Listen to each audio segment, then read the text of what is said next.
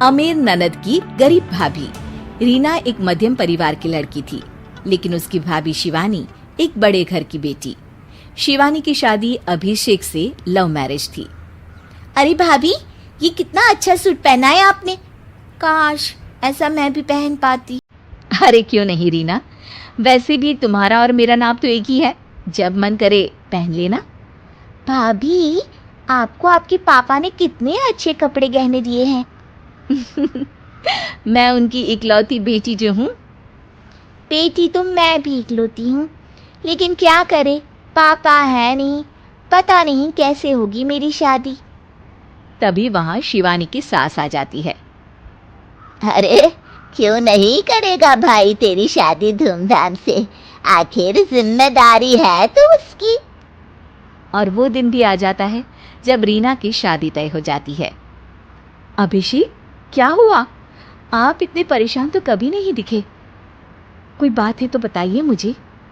अरे शिवानी, वैसे तो शादी का सारा इंतज़ाम हो गया है, लेकिन गहनों का रेट तो आसमान छू रहा है। कैसे क्या करूं, कुछ समझ में ही नहीं आ रहा। थोड़ी देर में शिवानी अपने पूरे गहने अभिषेक के सामने रख देती है। ये लीजिए, गहनों का इंतजाम भी हो गया। अरे नहीं नहीं शिवानी, मैं ये गहने किसी हालत में भी नहीं ले सकता। ये तुम्हारे पिता ने तुम्हें दिया था, और तुम हो कि। तभी वहां सास आ जाती है।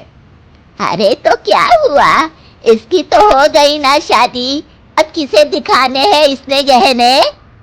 सास गहनों का डिब्बा शिवानी के हाथ से लेकर वहां से चली जाती है। रीना की शादी धूमधाम से होती है और अब वो बड़े घर की बहू बन जाती है। वहीं रीना की शादी के बाद शिवानी और अभिषेक उसकी शादी के कर्जों से डूब जाते हैं। मैं सोच रही हूँ नौकरी करनी शुरू कर दूँ, वैसे भी पढ़ी लिखी हूँ, आपकी थोड़ी मदद भी हो जाएगी। वैसे शिवानी, कुछ दिन कर लो तो अच्छा ही होगा, क्योंकि ज़रूरत भी है। अब शिवानी भी नौकरी करने लगती है और घर खर्चे में अभिषेक का हाथ बटाती है। एक दिन शिवानी, रीना का फोन आया था, कह रही थी कि आने वाले त्योहार में उसके ससुराल जाना है। ठीक है माँ। अरे ठीक तो है, लेकिन एक काम कर लेना, उसके सास ससुर से लेकर पूरे खानदान के कपड़े मिठाइयाँ सब ले आना, और हो सके तो रीना के लिए छोटे से कान में पहनने के बूंदे भी। और क्या है ना, शादी में उसे सारी बड़ी बड़ी कान की ज्वेलरी दी थी, घर में पहनने के लिए तो उसके पास कुछ भी नहीं है।